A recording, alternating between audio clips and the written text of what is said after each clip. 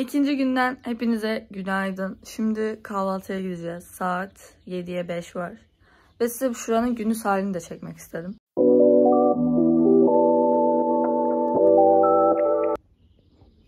Cidden çok güzel ama hava bir tık soğuk. Bir tık esiyor. Ama görüntü çok tatlı. Buraya güneş ışığı vuruyor ve şu buradan gölü görüyoruz. İnanılmaz tatlı. Çok güzel. Burası çok güzelmiş. Gündüz de biz çok geç geldiğimiz için buraları ben de ilk defa görüyor gibi hissediyorum. Ay, şurası çok güzel. Ya otelde su niye yok orada? Bu hala beni bitiriyor arkadaşlar. Umarım kahvaltıda kaynar su veriyorlardır. Bir çay içerim. Şurada bilardo vesaire var. Şimdi aşağı iniyoruz. Dışarısı bu şekilde. Ay, teras çok güzel. Şimdi size kahvaltıyı çekeceğim. Ay çok şükür bitki çayı. Çok şükür yarabbim. Ceplerim biraz. Neyse buraları sonra çekelim. Şunu bilmiyorum, tadı güzel duruyordu. Makarna, çünkü makarna çok seviyorum. Menemen, sosis, pankek. Görüyorsunuz bunları. Çilek ve vanilyalı çay. Su buldum, o yüzden su aldım. Elma suyu çok sevdiğim için elma suyu aldım. Bunu çok beğenemedim şu an. Böyle. Kahvaltı güzeldi arkadaşlar. Genel anlamda. Bir sürü bitki çayı aldım. Şimdi odaya doğru gidiyoruz. Valizi falan toplayıp daha sonra çıkacağız. Yarım saat falan var çıkmamıza. Evet arkadaşlar. Şöyle çekeyim. Outfitimiz bu şekilde. Bir tık sıkıcı. Çünkü rahatlığı tercih ettim bu gezide şıklık yerine. Bu sefer maskara sürmeyeceğim çünkü dün peçeteyi makyajımı çıkartırken gerçekten çok kötüydü yani. Bir tık travma ama ruj falan sürerim. Son defa Allah. Arkadaşlar çok zeki. Ama video çekiyor musun? Az kalsın buradan iniyordum video çekeceğim diye. Son kez etrafı çekmek istedim çünkü gerçekten buralar o kadar güzel ki.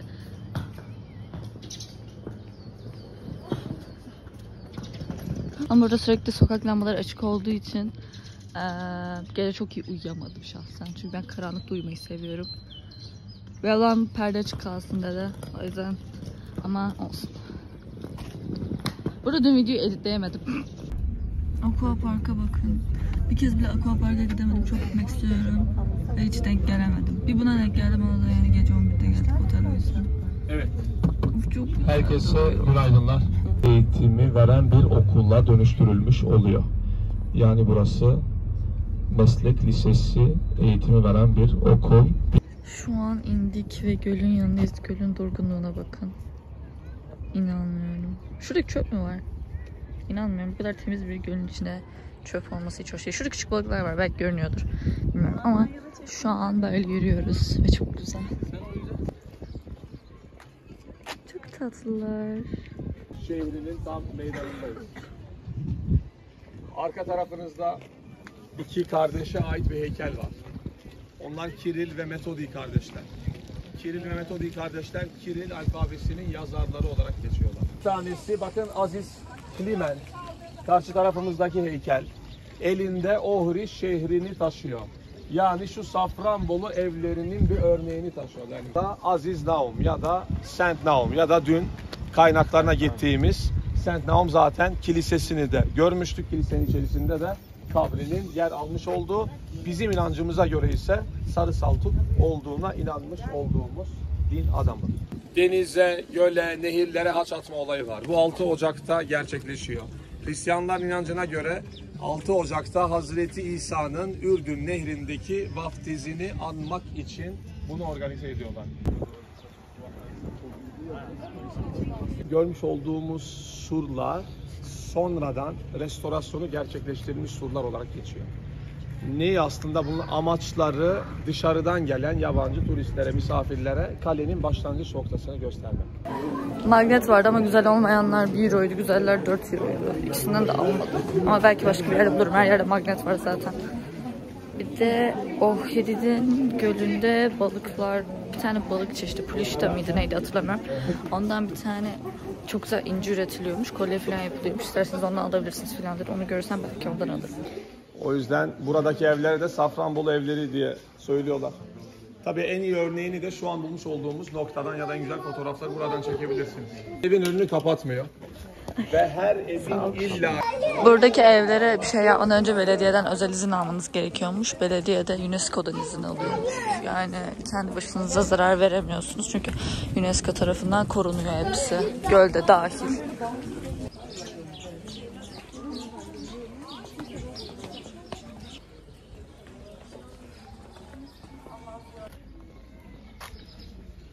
Maketi bu da. Şimdi amfiteyatroya gideceğiz. O yüzden birazcık yokuş çıkıyoruz. Yani Romalılar tarafından inşa edilmiş ama Helenistik örneklerinin tek örneğidir yani. Bunun eşi bir benzeri yoktur diğer Balkan coğrafyasında. Sen bakalım. Efendim, bunlar Oku Gölü'nün istiridyeleri oluyor. Görebiliyor musunuz? Şunlar Oku Gölü'nün istiridyeleri oluyor. Oku Gölü'nden toplanıyor, öğütülüyor, un haline getiriyor. Ondan sonra sıkıştırılıyor, presleniyor. Preslendiği zaman bu hale geliyor efendim. Ham maddesi bu oluyor. Efendim, Oku Gölü'nde küçük bir enlem balığı yaşıyor. Hamsi gibi, papalya gibi ya da gümüş balığı gibi öyle bir balığı düşünebilirsiniz. Korkak balık derler o balığa ya da Makedoncası plaşitsa o balığın ismi. O balığın pullarını alıp sıvı haline getiriyoruz. İstiridyenin elde ettiğiniz ham maddenin üstüne kaplama yapılıyor efendim. O zaman ne oluyor? Okru incisi oluyor, böyle parlak oluyor. Ama ham maddeyi alıp da sıvıya bandırıp çıkarıp öyle bir şey olmuyor efendim. O zaman kalın olacak, atacak, bozulacak, kısa ömürlü oluyor. Bizde kademeli gidiyor efendim. 14 milimlikse 14 sefer sürülüyor. 10 milimlikse 10 sefer sürülüyor. Bir sefer sürüldüğü zaman 1,5 hafta bekleniyor. Niye bekleniyor? İstiridye elde ettiğiniz ham madde balık pulunun sıvısını içine emsin diye. 14 sefer sürülse, 1,5 hafta beklenirse 6 ayda bir inci çıkıyor efendim. Hemen bir inci olmuyor, bayağı bir yemek veriliyor. Bir de kaliteli oluyor, atmıyor, bozulmuyor efendim. Aynı doğal incisi gibi oluyor efendim. Okru incisi ne zaman meşhur oluyor? 1964 senesinde Elizabeth Kraliçe buralara geliyor. Bizim eski Yugoslavya Cumhurbaşkanımız Marshal Tito, Elizabeth Kraliçe'ye bir kolye hediye. Ondan sonra Avrupa'da hatta bir dünyada şey çok meşhur oldu okru incisi. Efendim, ondan sonra Elizabeth Kraliçe o kolyeyi Lady Diana'ya hediye ediyor. Lady Diana ise o kolyeyi intikam kolyesi ya da ihanet kolyesi diye kullandı. Çünkü onu eşi aldattığı için bir siyah elbiseyle o kolyeyi takıyordu. Böyle kayınvalidesine biraz hoşa gitsin diye. Nispet yap. Evet, nispet yapsın diye. O kolyenin tıpatıp aynısını yaptık, bize gösterelim. Biz de kayınvalidemize mi yapalım? Evet. Eşimiz aldatırsa Yani. şöyle efendim, şu kolye. Şu kolye Elizabeth'in kolyesi. Ondan sonra Lady Diana'nın. Şöyle. Efendim, ikisinin arasında ne fark var diye soracaksınız. Okru incisiyle doğal inci.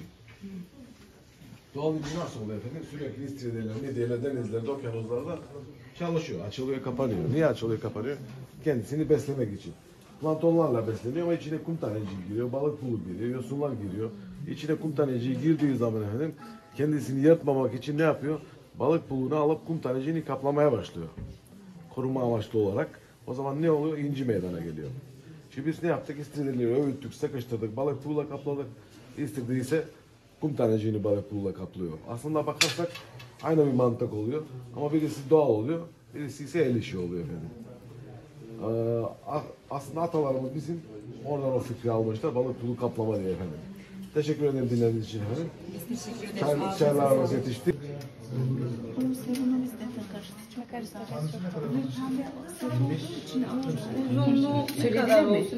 Aldıklarımı göstereceğim ama eğer gelecekseniz Orkide bence buraya gelin.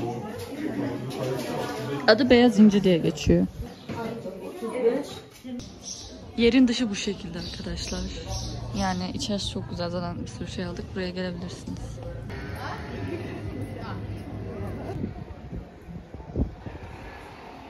Buralar hep alışveriş yeri. Burada birazcık bir şeyler aldık. ATM'nin tatlılığı ve Halkbank. Öbürleri ne bilmiyorum da. Ramstorp. Aa, Migros vibe. Bir şey diyeyim, bence bu Migros'un Makedon versiyonu. Vallahi Migros. Bu şeyleri bile Migros. Anne, Migros'a geldik. Evet. Şurada fotoğraf çekilmek için güzel çiçekli bir yol var.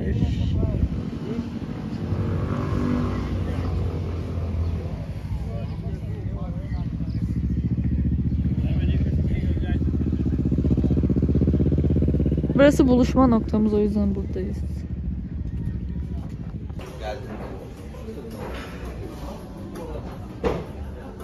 Kafede oturduk, bir şeyler içtik ya, ben bir şey içmedim şahsen ve birazcık alışveriş yaptıktan sonra otobüse geri bindik. Gidiyoruz ve tur rehberimiz bayram şekeri dağıttı. Çok tatlı.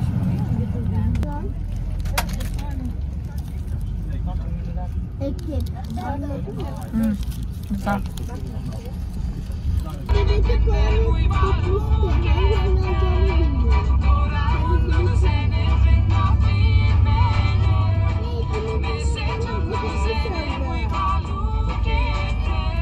Bir Makedon ailesi yaşamakta günümüzde ve evinin tam karşısında inşa ettirdiği sarayı var. Hemen sağ tarafımızda kalıyor. Günümüzde dediğim gibi Resnel'in en önemli kültür merkezi olarak geçen, zaten içerisinde de bir müze var. Bazı sergiler falan düzenleniyor.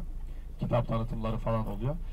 Giremiyorsunuz, sadece dışarıdan isteyenler işte evinden de sarayından da bir 5 dakikalık fotoğraf molası. Değerli misafirler. Arkadaşlar burası Resneli Niyazi Bey'in eviymiş. Bu da ne yaptırdığı sarayı. Sarayı evinden daha büyük. Yani doğal olarak. Neyse bayağı güzel.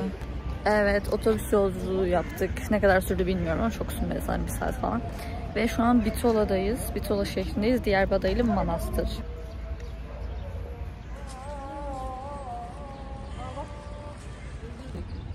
Manastırı türküsü olarak geçiyor. Bunda Yeni Cami ya da Mehmet Efendi Cami olarak geçiyor. Var bir çeşme.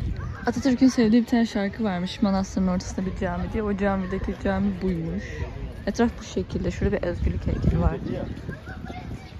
Herkesin ismi filan yazıyormuş.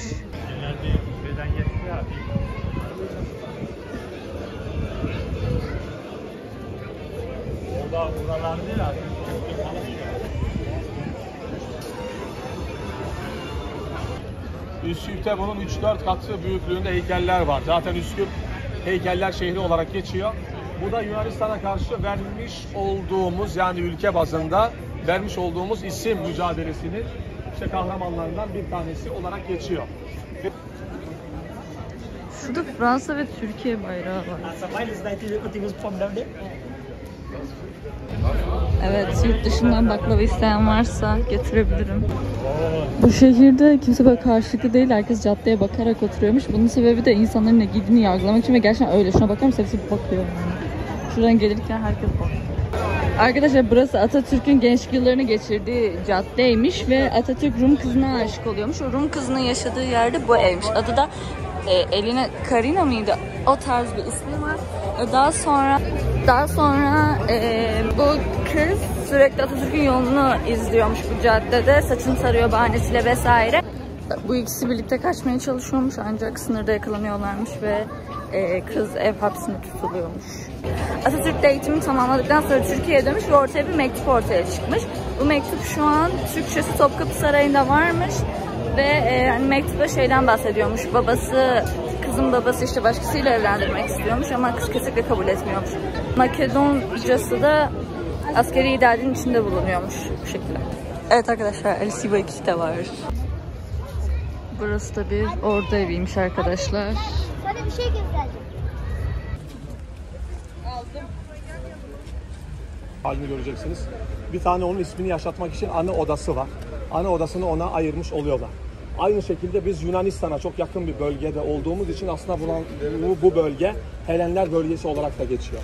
Ve o döneme ait de bazı sabah bahsettiğim gibi yaşam tarzları, evlerin içerisindeki odalar, kullanmış oldukları silah mühimmatları, paralar falan, bunlar ne varsa bunların hepsinin müzeye dönüştürülmüş bir hali var.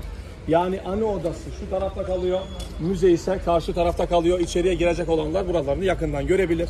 Ve onun dışında yine Helenler döneminden kalma bakın bazı taşlar burada görüyorsunuz. Yine bunlar da o döneme ait, Helenik dönemine ait değerli misafirler. Ve 1. Dünya Savaşı'ndan kalma bazı silah mühimmatlarının sergilenmiş olduğu nokta var. Demir parmakların hemen ardında bazı tank örneklerini görebilirsiniz.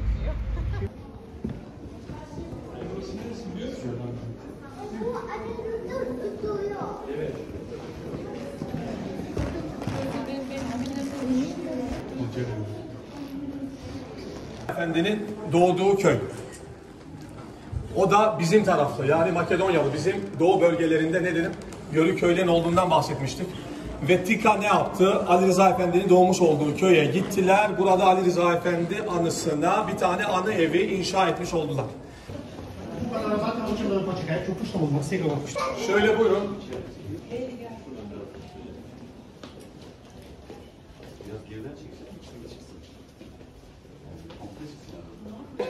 Burada bakın, bunu isterseniz bir fotoğrafını çektirin. Savaş.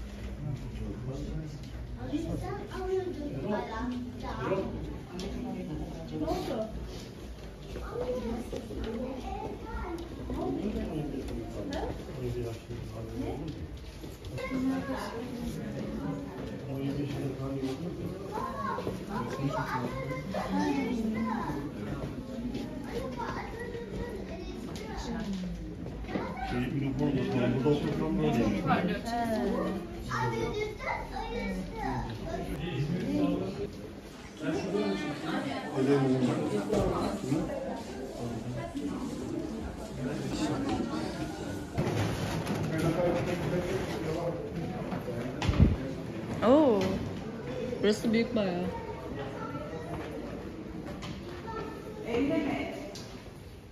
Yoksa bu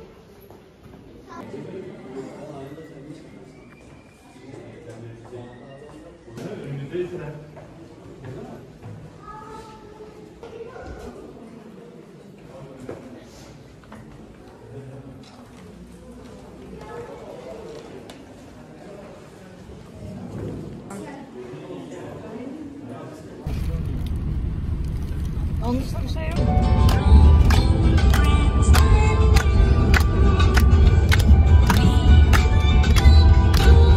Evet, yaklaşık 2,5 saatlik bir otobüs yolculuğundan sonra arada bir ihtiyaç molası da verdik. Üsküp'e indik. Burada Skopje deniliyor ama Üsküp değil. Şimdi birazcık etrafı göstereceğim.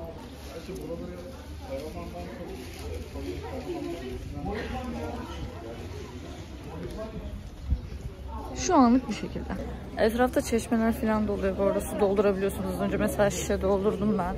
O şekilde rahat yani. Şehri içerisinde 3 tane han var. Bunlardan bir tanesi Kurşunlu Han. Yolu dilerseniz biraz açalım, bana doğru gelirseniz iyi olur. Bunlardan bir tanesi Kurşunlu Han. Yani biraz ters bir yönde kalıyor. İkincisi Sulu Han. Üçüncüsü de Kapan Han. Kapan Han açılsın. Burada yine bir çeşmemiz var. Burası felaket bölgesi diye geçiyor çünkü sürekli bir yangın, bir deprem, bir şeyler oluyormuş. Hatta yangın yüzünden tek minaresi var bu caminin. Normalde buradaki çeşme suları içiliyormuş. Ama Türkler geldikten sonra şişe su satılmaya başlamış. Yoksa normalde hep çeşmeden içiliyormuş yani.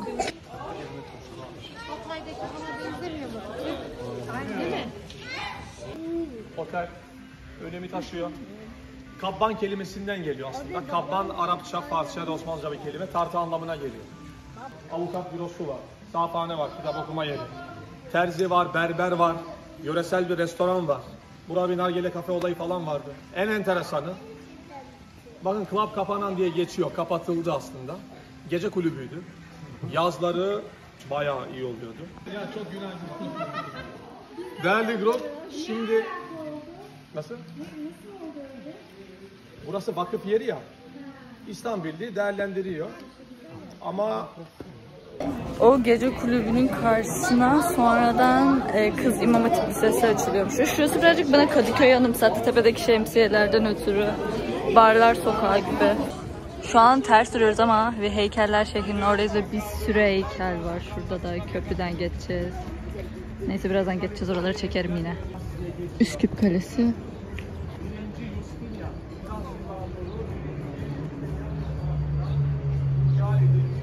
içinde ikinci Filip, eşi Olimpiya ve İskender'in küçüklüğü var. Şimdi biz arkasındayız. Önüne çıkacağız. Burada biraz fotoğraf alabilirsiniz. Ondan sonra devam ediyoruz. Ya heykel o kadar büyük ki. Keşke videodan da ne kadar büyük olduğu belli olsa ama olmuyor arkadaşlar. 0.5x ile bile görmüyorsunuz tamamını. Tamam. Böyle sırası gözüküyor. Ama büyük bayağı. Buralarda da bir sürü var. Burası zaten heykeller şehri diye geçiyor. Her yerde heykel var. Şurada köprü var, oradan geçeceğiz. Halen çalışmalar devam ediyor. Evet. Dağın tepesinde bak işareti var kocaman. Buradan bile büyük yani, onun yakını düşünemiyorum.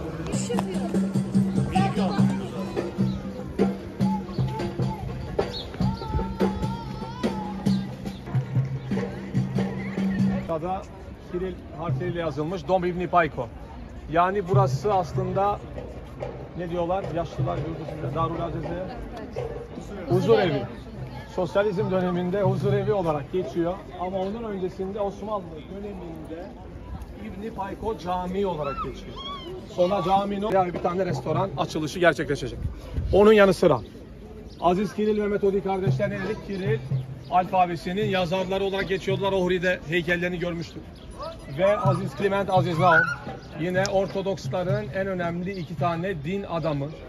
Ve özellikle ne dedik? Slav diline çevirmiş oluyorlar. İncil'i Slav diline çevirmiş iki tane bölgede Ortodoksluğu yayan en önemli din adamları olduklarından bahsetmiştik.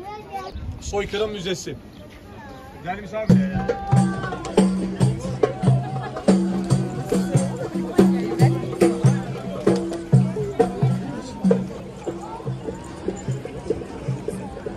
Of çok güzel burası.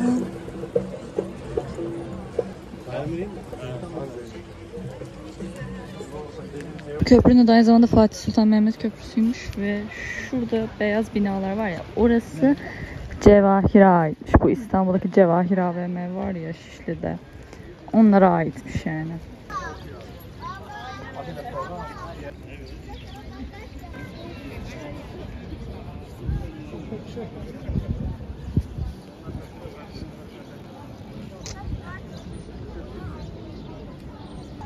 Şurayı çekip atsam Makedonya demezsiniz yani. Şurada Türkçe yazıyor. Şurada Turkish Mile Foundation. Şurada Burger King falan. Demiştiler, Makedonya'yı tanıyoruz. Charles Samuel'in yönettiği Makedonya'yı ama oradaki Makedonlar... Burası Arc de Triomphe'a benziyor. Şurası mermer yere gidiyor. Şimdi orası da Rahibe Teresa'nın doğduğu yermiş. Daha yeni yapılmış. Burası 10 yıllık. Şimdi de Mother Teresa'nın doğduğu yere. Normalde burada ev varmış. Burada ev yok şu an tabii. Ama tam olarak doğduğu yer burasıymış. Şurada bakabilirsiniz. Bakın şurada yazıyor Here was the house diye. Yani şu an ev yok ama burada doğmuş. Burası Makedonya'nın ünlü caddesiymiş. Bizim İstiklal Caddesi gibi. Mother Teresa'nın ana evi. Şurada da heykeli var. Arkadaşlar galiba Türk malı yerine gel, çünkü TL yazıyor. Arkasında dinar olarak yazıyor. Ama şu üçlü 40 TL. İkili baksana Türkçe yazıyor hani. Üçlü ikili yazıyor. Türk malı. Arkadaşlar bir mağazaya geldim şu an o kadar ucuz ki yani bu iki çantayı alıyorum. Yaptım en hızlı yaptığım şey. Aa çok iyi. 100 TL. Oha anne 100 TL.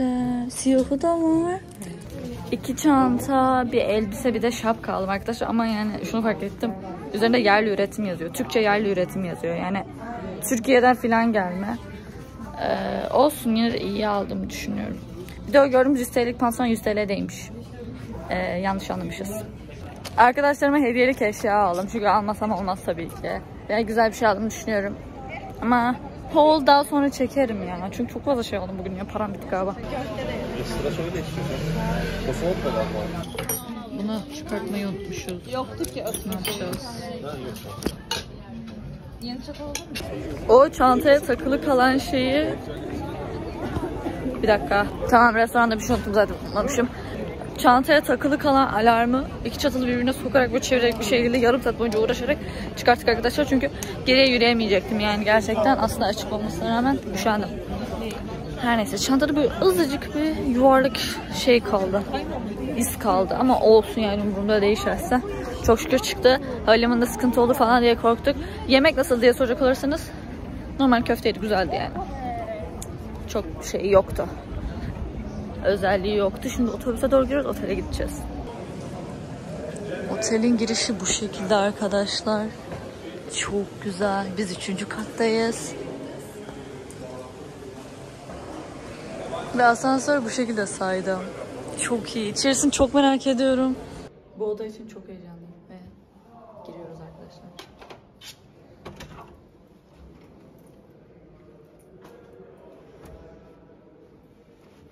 İçeriye girelim.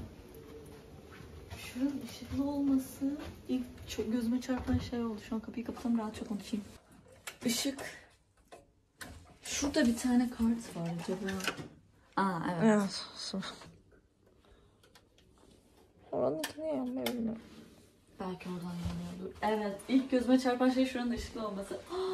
Yataklar çok iyi. Gel buradan açılıyor. Açtım. Yataklar çok lüks ve saray vibes. Yani şurada boydan ayna var. Şurayı çeker misin? Şurada. Şurada boydan ayna var.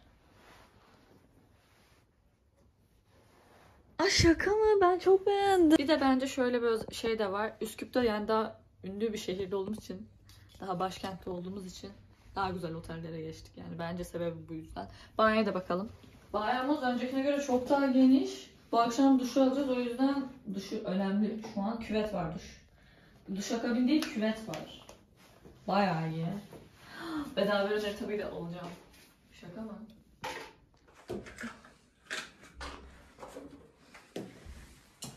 Shower cap falan var. Çok çok iyi. Banyosu çok geniş. Şu aynanın genişliğine bakın. Bayıldım. 10 numara bence. Bu ben. Bu otel benden 10 numarayı aldı arkadaşlar. 5 yıldız değilse bile bence 5 yıldız olmalı. Burada hoş geldin çikolatası varmış. Çok tatlı. Belki bayram dolayısıyla evet olabilir. İnanılmaz şirin. Bu da balkon kısmı. Çok gözüküyor mu bilmiyorum ama şurada aqua park var.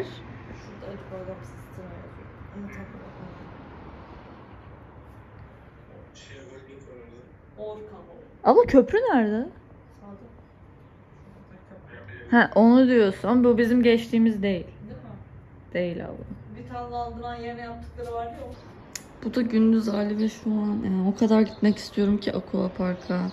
Şimdi çok üzgünüm. Şu an aslında 3. gün. 2. gün değil. Ben 2. gün outrosu çekmeyi unutmuşum. Sonra 1. gün videosunu editleyip paylaştım. Ve uyudum. Başka bir şey yapmadım. Şu anda saat 7. Kahvaltı yiyeceğiz. 3. günde görüşürüz.